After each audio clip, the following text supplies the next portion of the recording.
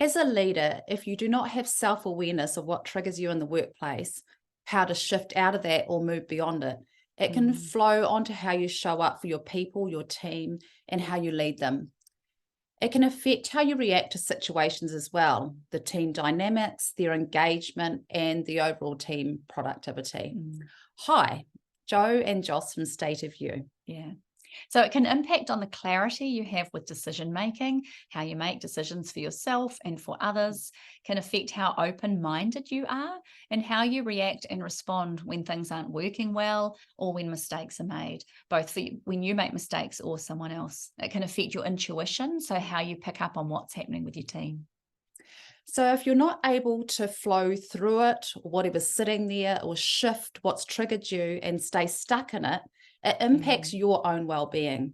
There's plenty of evidence to show when you hold on to triggers, thought patterns, and beliefs around these, it impacts you physically, such as your blood pressure, inflammation, sleep, anxiety, depression, and so on.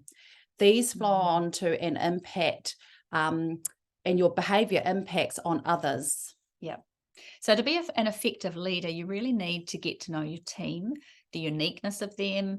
And if you don't have an awareness of what affects you and what makes you unique, then it's really hard to go around and hold Mm. space for them or be aware of what they really need to support them.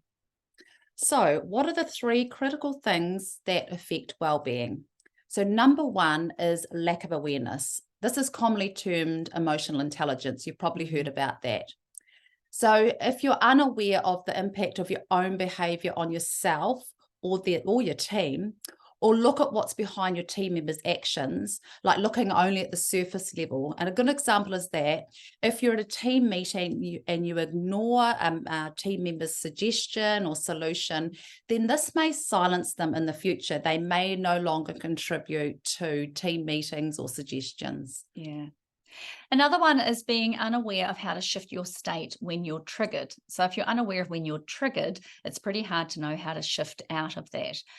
So, for example, if you're really frustrated with someone or something that's happened and you take it out on someone else, on your team or your family, or you might actually take it out on yourself in terms of expectations you put on yourself. Mm.